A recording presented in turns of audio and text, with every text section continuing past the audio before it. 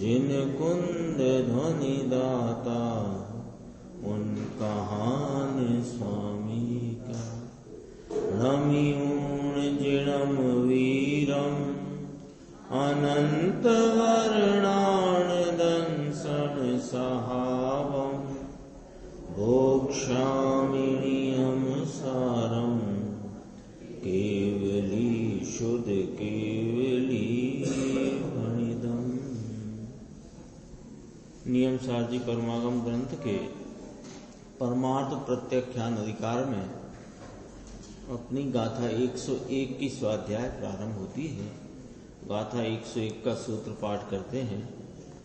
एगो यमरदि जीवो एगो या जीवदी स्वयं एगस्य जाति मरणम एगो सिज्जदिनीरओ। एक लोज मरे स्वयं जीव एक लो जन्मे अरे जीव एक नु निपजे मरण जीव एक लो सिद्धि लगे। यहाँ देखो अपन गाथा टीका की पहली पंक्ति है, वो है गाथा की उत्थानिका है। यहाँ इस गाथा में संसार अवस्था में और मुक्ति में जीव निस्सहाय है ऐसा कहा गया है। एकत्व अनुप्रेक्षा है ना, जो एकत्व भावना, उसकी बात यहाँ पर आचार्य कुंद भगवान ने कही कि संसार अवस्था में और मुक्ति में जीव निस्सहाय है। संसार अवस्था में 3 स्थितियों का वर्णन किया। एक तो प्रति समय होते हुए मरण का, एक भाव मरण, और ये आयु कर्म के निषेकों का क्षय। तो आयु कर्म के निषेकों का क्षय होता जाता है ना।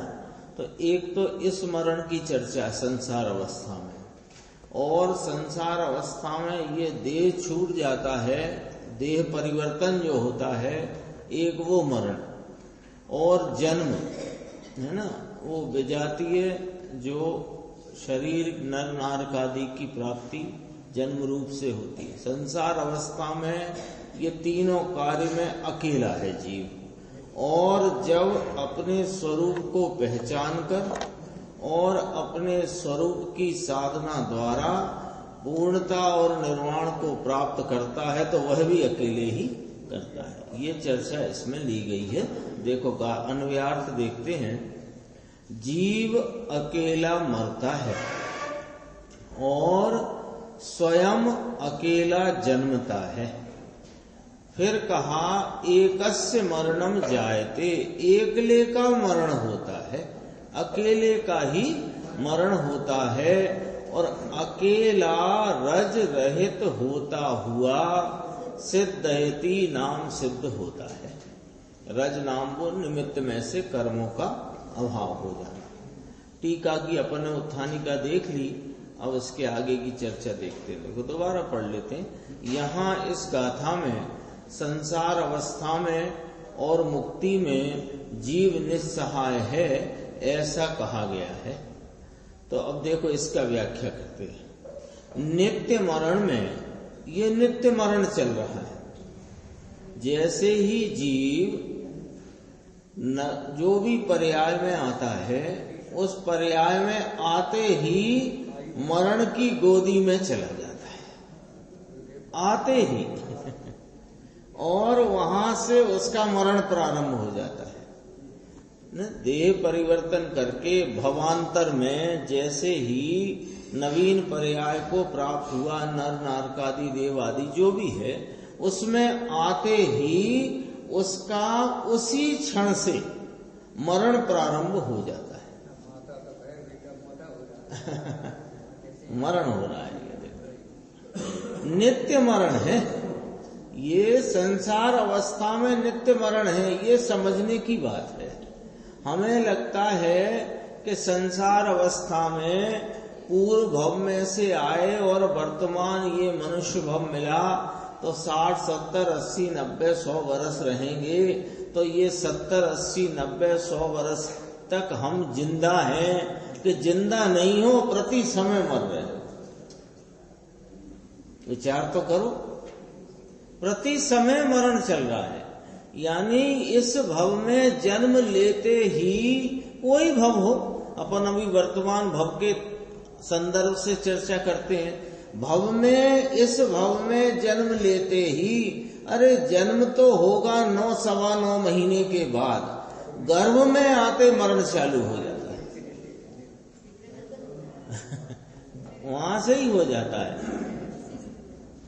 क्या गजब की बात है। ये नित्य मरण की चर्चा जैन दर्शन के सिवाय कहाँ है, बता दो आप।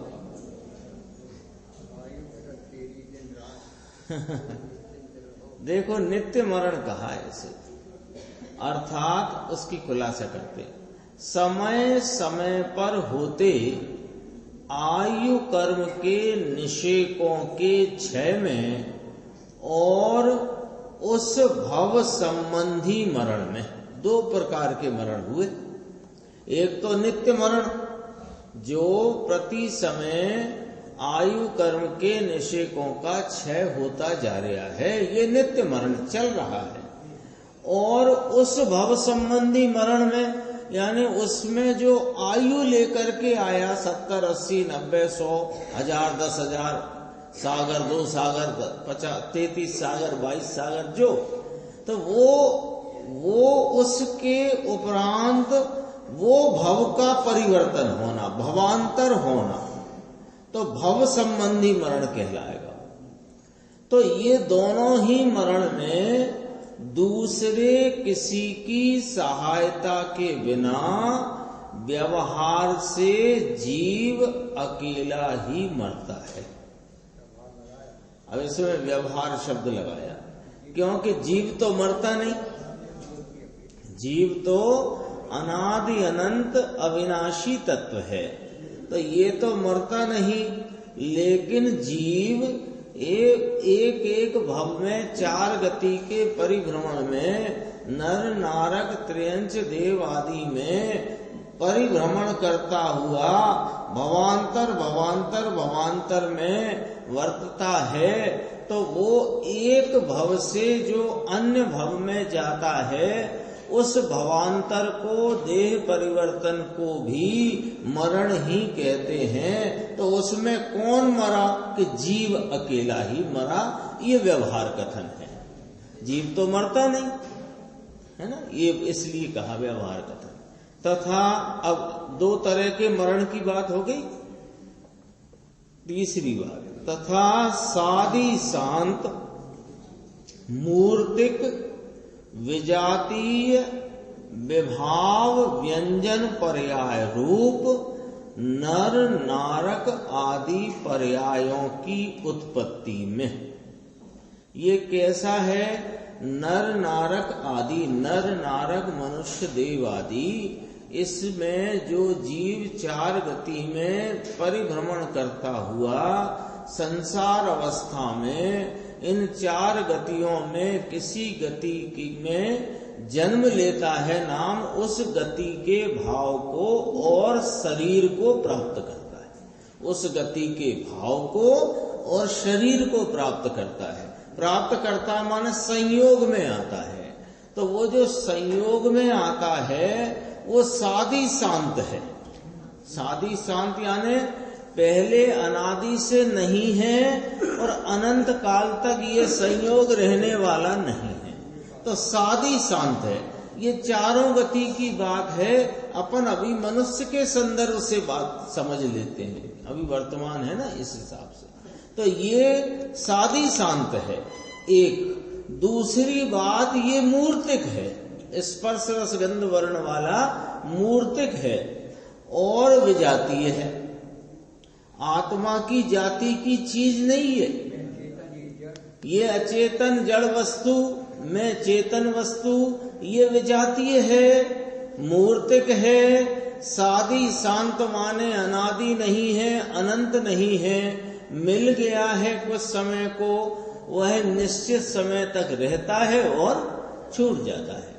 तो अभी तो जन्म की बात करते ना, तो सादी शांत मूर्तिक विजातीय, अब क्या कहा, विभाव व्यंजन पर्याय रूप। ये विभाव व्यंजन पर्याय रूप नर नारकादि पर्यायों की उत्पत्ति में, इसमें ये जो है ये तो शरीर का आकार है, और यहाँ उसी समय जब यह जीव इसके संयोग में है तो जीव का भी प्रदेशत्व गुण के कारण उसका उस प्रकार का आकार हुआ है। ये विभाव व्यंजन पर्याय है, ये स्वभाव व्यंजन पर्याय नहीं है, तो उसको विभाव व्यंजन पर्याय कहा। तो दोबारा से सादी शांत मूर्तिक विजाति, सबका एक एक शब्द का अर्थ आ गया स्पष्ट। सादी शांत है ये पर्याय।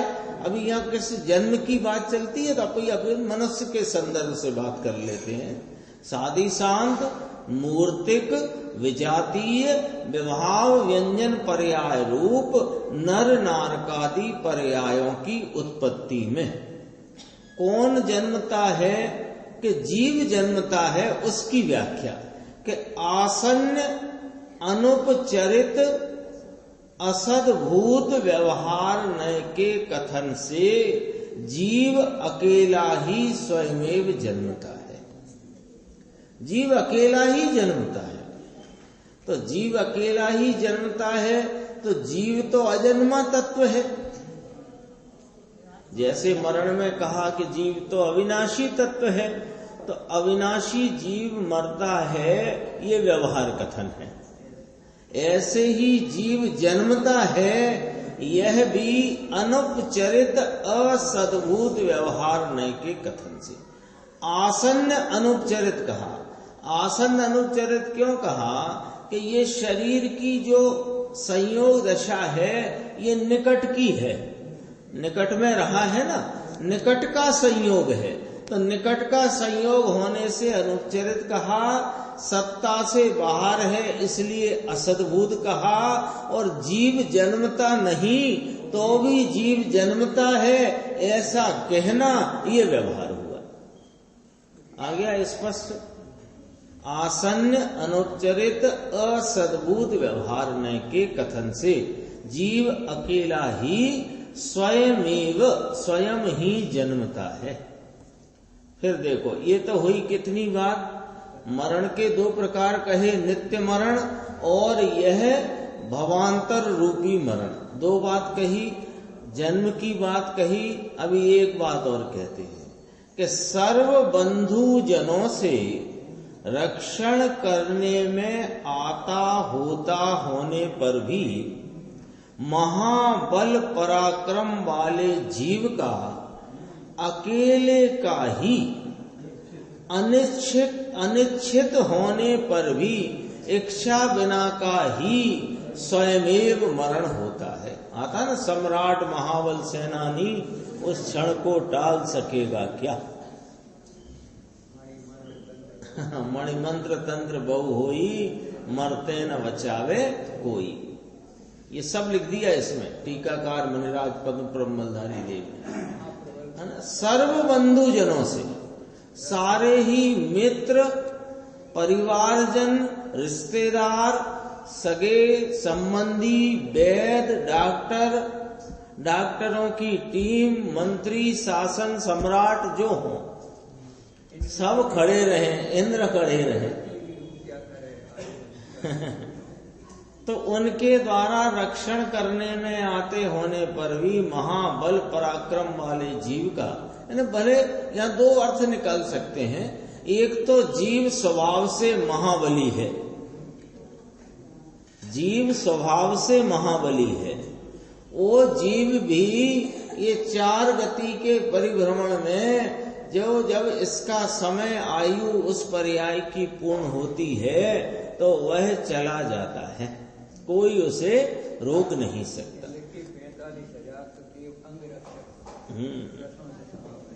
कहने 32 लाख विमान का स्वामी एक एक विमान में असंख्यात देव, जिसके सेवकों की संख्या का पार नहीं, तो भी जब उसकी आयु पूर्ण होती है तो वो भी बदल जाती है देव।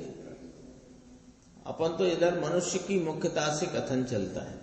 देखो यहां कहा महाबल पराक्रम वाले जीव का, तो दो बात लेना है इसमें।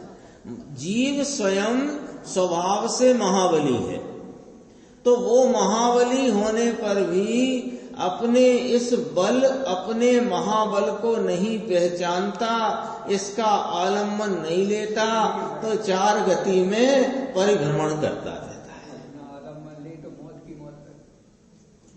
और महाबली, दूसरा अर्थ कि बड़े बड़े महाबली भी वहां इकट्ठे हो जाएं तो भी इसके मरण को एक क्षण टालने में असमर्थ है। ये देखो ये चर्चा हुई। अब कहते हैं ये सब तो भटकने की बातें थी। अरे भटकता भी अकेला है और सुलटता भी अकेला है। ये जीव अनादि से चार गति में भटकता चला आया है अकेला, कोई संगी साथी नहीं है। अभी नीचे अब गुरुदेव का पढ़ेंगे तो ये जो सब अपन इकट्ठे हुए हैं ना, एक ही घर में एक ही कमरे में पति पत्नी पुत्र आदि रहते हैं। कोई ढोर में से आया, कोई थोर में से आया, कौन कहां से आया, कहां से आके मिला और यहाँ से फिर पर्याय पूरी होके कहाँ जाएगा कोई ठिकाना नहीं।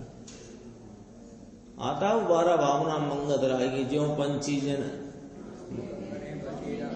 जो मेले में पंछी जन वो सब आके बैठ जाते हैं, चले जाते हैं। याद तो रहती नहीं हमें कविताएं नहीं, लेकिन उसमें भाव है ना, वो ही भाव। कैसी बात है बोलो। ऐसा एक गुरुदेव के समक्ष प्रसंग हुआ था। गुरुदेव रहने वाले तो थे इधर के सौराष्ट्र के, फिर रहे पालेज में जाकर।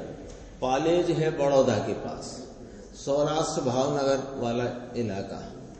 फिर वहां पर गुरुदेव तो वहां से फिर सौराष्ट्र में ही रहे, दीक्षा जो ढूंढिया में ली थी उसमें। अब उनके परिवार में किसी व्यक्ति की बालक की शादी थी और वो बारात लेकर के वहां आया। उस जमाने में इतनी दूर दूर शादियां नहीं होती थी, है ना। इतनी दूर के बड़ौदा से बारात लेके राजकोट के पास सौराष्ट्र में शादी करने कोई आए, इतनी दूर कहाँ होती थी, पहले साधन भी नहीं थे। तो लेकिन वो कोई प्रसंग बना आए तो वहां गुरुदेव श्री से मिलने आए, परिवार के लोग वहां इकट्ठे हुए थे। तो किसी ने पूछ लिया कि ये शादी इधर की इधर कैसे हो रही है। तब गुरुदेव ने कहा कोई थोर में से आया, कोई ढोर में से आया, कहां से आया, किधर से आके मिल गया, ये सब कोई ठीक ठिकाना नहीं बाबू। ये सब चलता आया है, संसार में ऐसा ही होता आया है। देखो क्या कहते हैं। अब भटकने की बात तो हो गई। सुलटता भी जीव कैसे है, अकेला। उसमें उसे कोई निमित्तों का सहारा मिलता हो, कोई उसे गुरु धक्का दे करके मुक्त कराते हो, ऐसा नहीं। देखो जीव अकेला ही।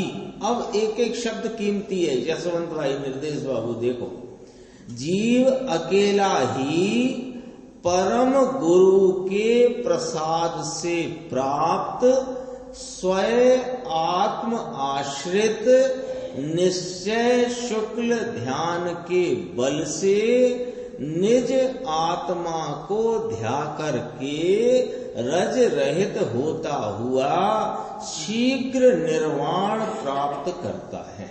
अब देखो इसका एक एक शब्द। एकला ही परम गुरु के प्रसाद से प्राप्त। पहली बात तो ये है कि अनादि से ये जीव को अपने स्वरूप का भान नहीं है। तो इसको जब जब जो जीव निर्वाण को प्राप्त करता है, इस संसार के क्लेश से छूटता है, उसको पहले तो कोई भान है नहीं, तो उसको जब भी भान होएगा या होता है वह सदगुरु के, परम गुरु के प्रसाद से होता है।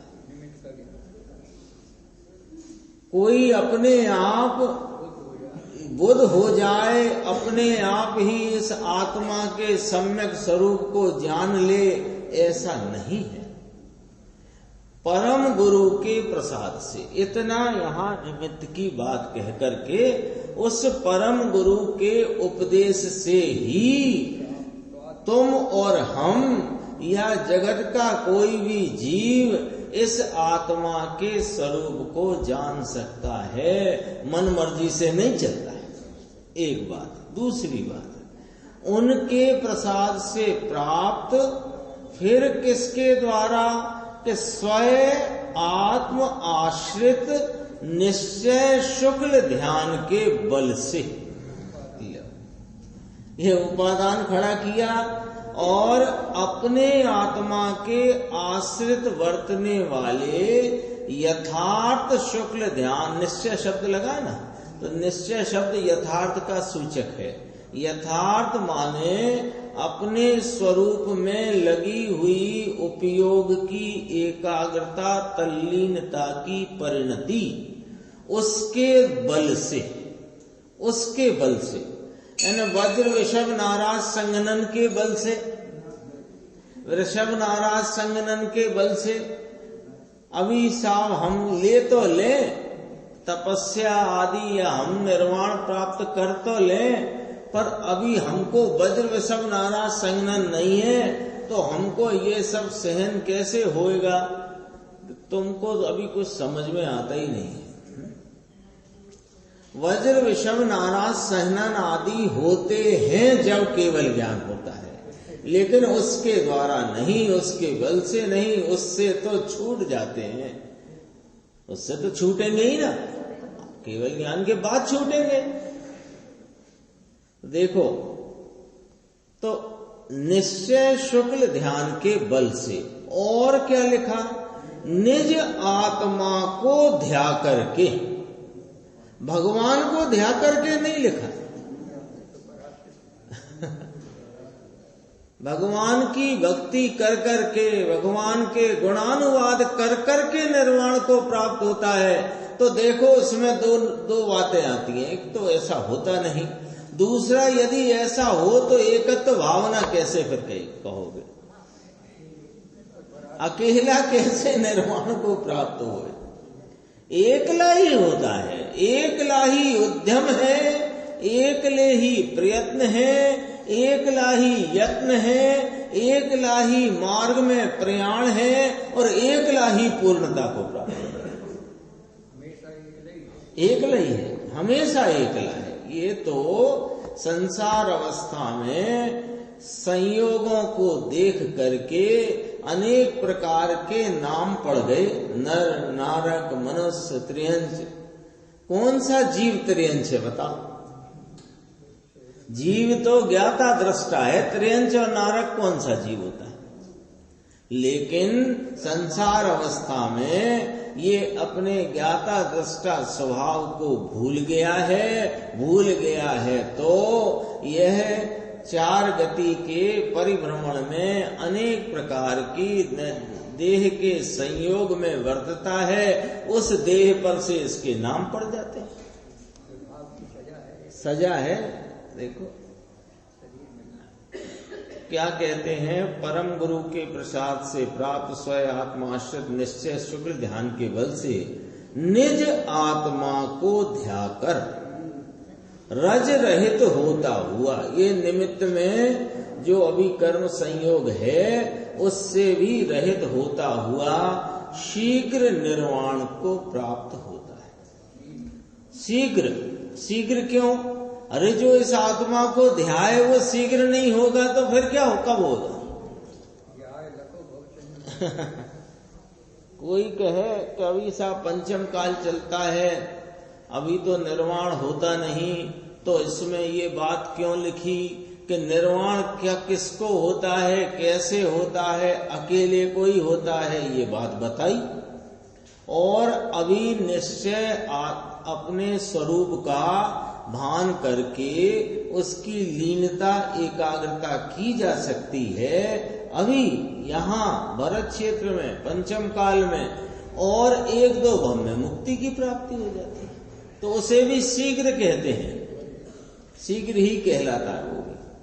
अब ये 2 श्लोकों का यहाँ पर मुद्रण है, अपन देखो इस प्रकार अन्यत्र श्लोक द्वारा कहा है। श्लोक पढ़ लेते हैं, फिर इसका अर्थ भी पढ़ लेते हैं। देखो पीछे के भी, स्वयं कर्म करोत्यात्मा स्वयं तत्फलमश्नुते स्वयं भ्रमति संसारे स्वयं तस्मात् विच्यते।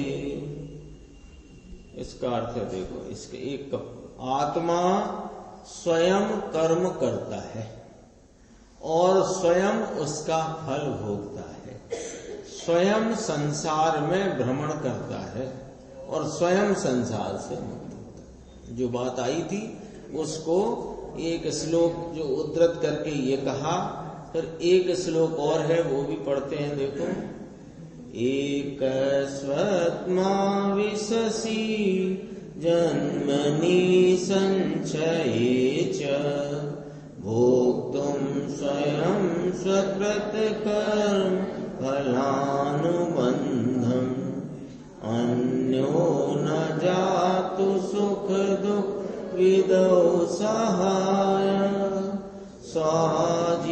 स्वाजीवनाय मिलितम विट पीट कम ते। इसका अर्थ कहते हैं, ये जो श्लोक जो ऊपर पढ़ा इसका संदर्भ नहीं है कहाँ से आया है ये, और ये जो श्लोक है ये सोमदेव पंडित देव ने यशस तिलक चंपू काव्य में दूसरे अधिकार के अंदर एकत्व अनुपेक्षा का वर्णन करते हुए 119वें श्लोक में ये बात कही है। उसको देखो श्लोकार्थ, स्वयं किए हुए कर्म के फलानुबंध को स्वयं भोगने के लिए तुम अकेले जन्म में ऐसे ही मृत्यु में प्रवेश करते हो।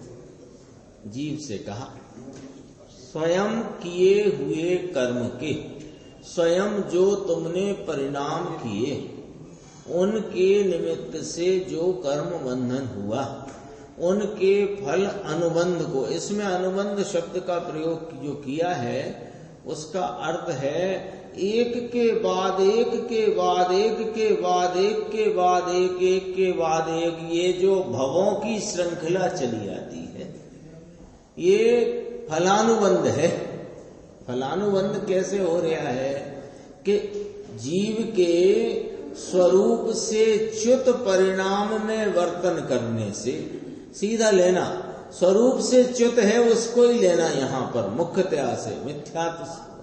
तो जीव स्वरूप से च्युत परिणाम के परिणमन में वर्तता है जब, तो जब उसमें वर्तन करता है तो उसके निमित्त से कर्म बंध होता है। और कर्म प्रकृति प्रदेश स्थिति अनुभाग ऐसे 4 भांति से होता है। उसमें जो उसकी स्थिति पूर्ण होती है तो उसके स्थिति पूर्ण होते उसके अनुभाग और प्रकृति के अनुसार वे संयोग रूप फल में आते हैं। ये पुनः अपने स्वरूप को भूला हुआ उनसे जुड़ता है, ऐसे फलानुबंध की धारा में चला है। ये फलानुबंध है कर्म। अभी वर्तमान में एक अपन कहीं से शुरू करते हैं, बात ऐसे तो अनादि से चला आया। तो जीव ने परिणाम किया तो कौन सा परिणाम? स्वरूप से संसरित, स्वरूप के भान बिना का, स्वरूप से चित होकर के परान मुक्ता का जो परिणाम किया, उस परिणाम के निमित्त से कर्म बंध हुआ। 4 प्रकार पड़ते हैं, प्रकृति प्रदेश स्थिति अनुभाग। उनमें उनकी स्थिति प्रकृति आदि के अनुरूप इसको जो संयोग मिले, उन संयोगों में यह फिर स्वरूप से संसरित रहता हुआ फिर जो उनमें जुड़ान करता है, तो जुड़ान करता है तो नया अनुबंध करता है। हाँ, ये चला ही आ रहा है इसका फलानुबंध आया, गुरुदेव ने लिया है, अपन देखेंगे। स्वयं किए हुए कर्म के फलानुबंध को स्वयं भोगने के लिए स्वयं अकेला ही भोगता है ना।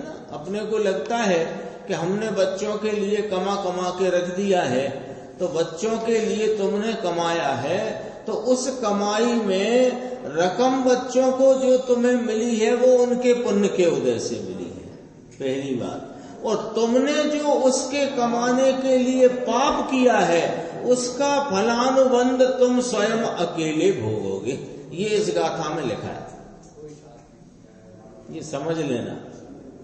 अपने को लगता है ना कि हमने बच्चों के लिए करा, कोई को तो ऐसा लगता है कि हम 50 परिवारों का हमसे चल रहा है। हाँ, हम बड़ा उद्योग धंधा है, 100, 200, 500 का रोजगार हमने दे रखा है, कोई ने हजारों को दे रखा है। अपन छोटी बात भी करें तो 100, 50 को 25 को दे रखा है, तो उनका परिवार हमसे चलता है, हम उनके लिए करते हैं।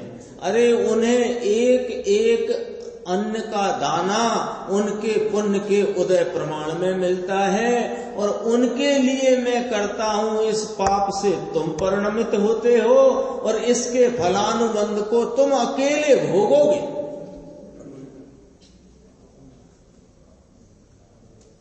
सब हवा निकल जाएगी भाई साहब, एक बार विचार कर लो तो। लगता तो ये है, करें क्या। फलानुबंध को स्वयं भोगने के लिए क्या करता है, भांति भांति की गतियों में प्रवेश करता है जन्म रूप से, और मृत्यु में प्रवेश करता है, फिर उसे छोड़ता है। दूसरे कोई बहुत गजब का ये चंपू काव्य है, यशस तिलक चंपू काव्य, उसमें लिया है।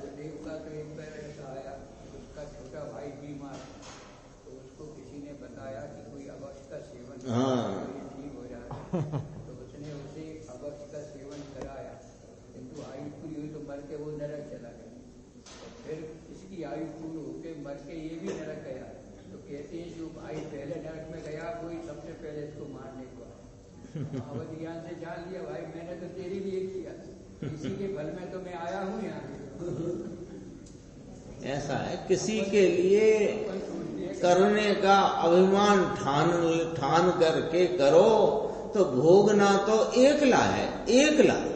वो साथ में नहीं आता है भोगने, कि थोड़ा पाप आपने मेरे लिए करा था तो थोड़ा 20% मैं भी भोग लूंगा आपके साथ। ऐसी व्यवस्था ही नहीं। अभी देखो इसमें बहुत गंभीर बात कही, ये सोमदेव पंडित देव का लिखा हुआ है। ये दूसरे माने कौन, स्त्री पुत्र मित्रादिक सुख दुख के प्रकारों में बिल्कुल सहाय भूत नहीं होते।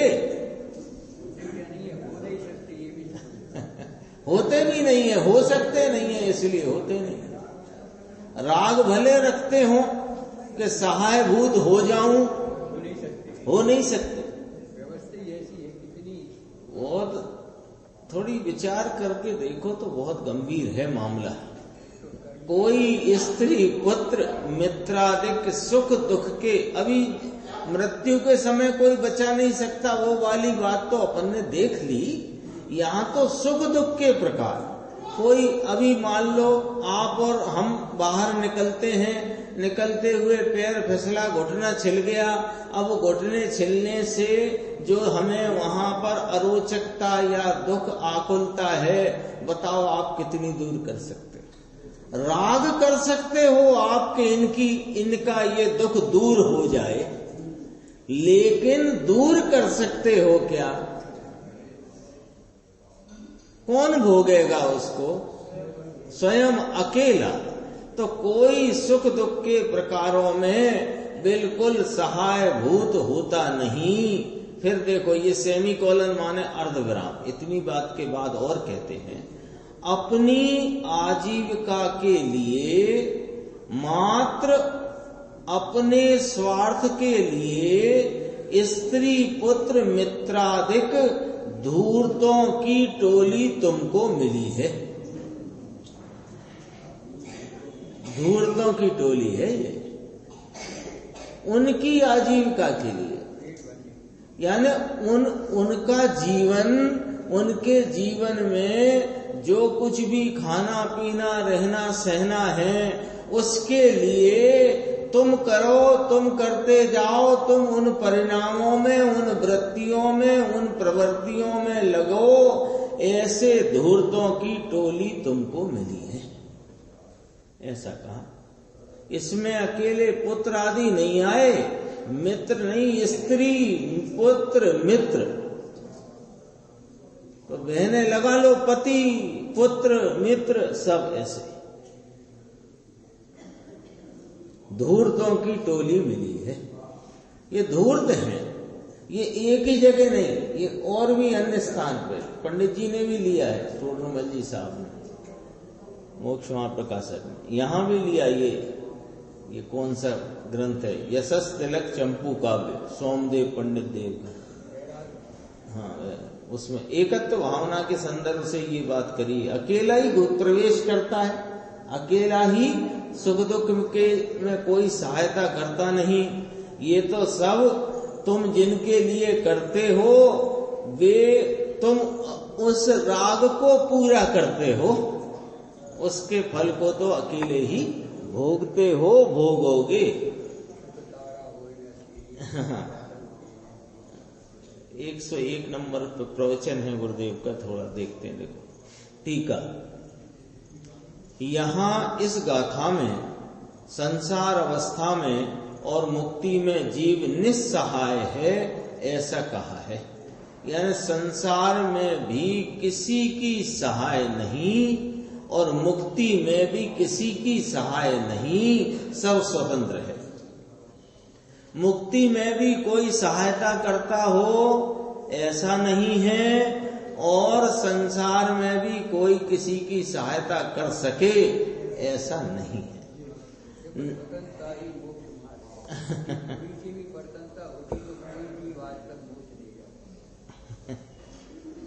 देखो कहते नित्य मरण में, नित्य मरण अपन ने देखा ना, गुरुदेव की व्याख्या है, अर्थात समय समय पर होते आयु कर्म के निषेकों के क्षय में।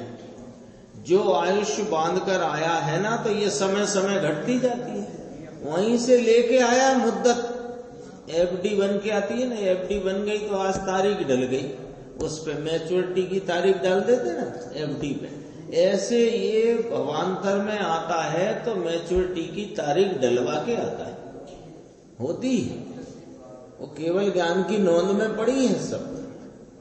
तो वहां आयुष्य बांध कर आया है तो ये समय व्यतीत होएगा कि नहीं होएगा, है ना। आपकी एफडी है 10 साल की, 8 साल की, 9 साल की, उस पे जो मैच्योरिटी की तारीख डली है, मान लो अपन आज से गिने, अभी चलता है 2021, मान लो 2030 10 नवंबर हो उसकी मैच्योरिटी की तारीख 2030, तो वो आज 16 नवंबर है, कल 17 नवंबर को मैच्योरिटी की जो दिन थे उनमें एक कम हुआ कि नहीं हुआ, और फिर अगले हफ्ते एक हफ्ता कम हुआ कि नहीं। जैसे 52 हफ्ते की हो कि मान लो 500 हफ्ते की हो, 500 हफ्ते की है तो एक हफ्ता निकल गया, अगली 23 तारीख को फिर वो कितने हफ्ते की रह गई, 500 हफ्ते की थी, 499 हफ्ते की रह गई। ऐसा ही है कि नहीं। तो ऐसा का ऐसा यहां है मामला कि ये समय समय घटता जाता है, समय समय पर आयुष्य का नाश होता जाता है, आयुष्य का नाश हो रहा है प्रति समय। ये अविची मरण कहते हैं इसको, कि यानी जो मरण की मुद्दत है इसके नजदीक जाता है। ये मुद्दत कोई बदल जाए ऐसा नहीं है। जिस समय में, जिस क्षेत्र में, जिस देह में, जिस रीति से जो देह छूटने का उस क्षेत्र में उस काल में बराबर छूटने का है, बड़ा डॉक्टर आए कि इंद्र आ जाए तो भी बदले थरे नहीं। इसकी आयुष्य क्षण क्षण में पर्याय पर्याय में क्षय होती है।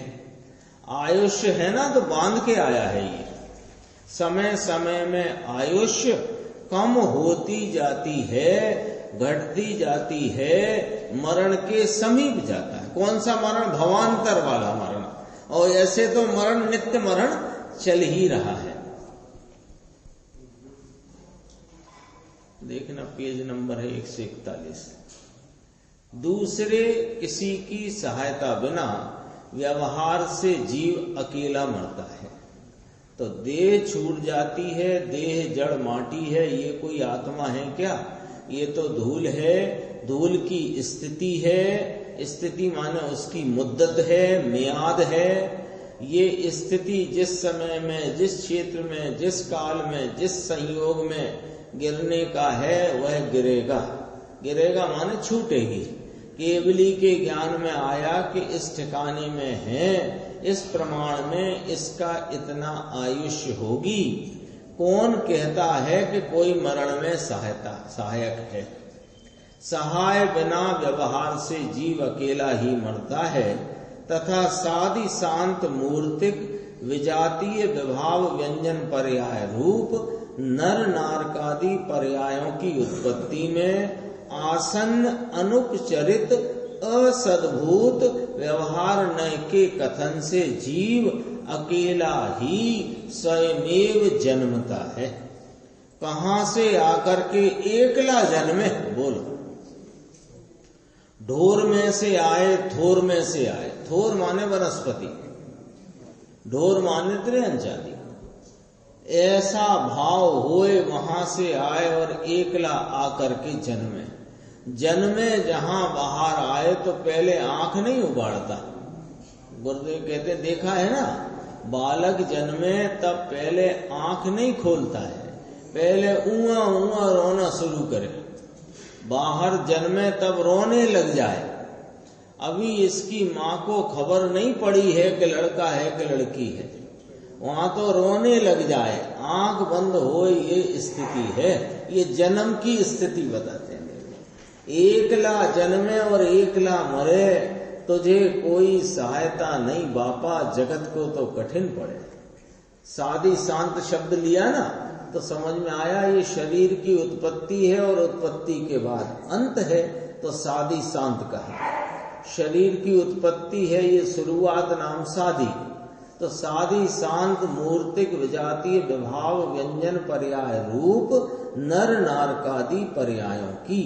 नर नाम मनुष्य होए, कोई नारकी होए, कोई देव होए, कोई देव होए, मनुष्य होए, ये उत्पत्ति। इस उत्पत्ति में आसन्न अनुपचरित असद्भूत व्यवहार नय के कथन से जीव अकेला ही स्वयमेव जन्मता है।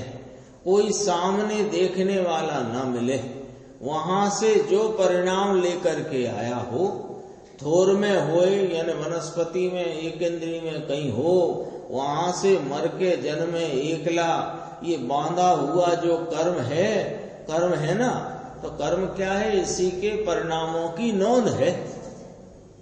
जन्म में कोई सहायता होगी, यहाँ भले जन्म हुआ है और गांव में पेड़ा बट गए लाखों के, ये अकेला ही जन्मा है। लेकिन वह अकेला जन्मा तो ऊआ ऊआ करे, ऐसे भव किए हैं बापा आपने, हमने, सबने, एक नहीं अनंते। चलता है एकदम, एकला मरे, एकला जन्मे, जन्मने उसके समय और मरने के समय कोई सहायता मिलती नहीं। शेष चर्चा है अपन आगे की स्वाध्याय।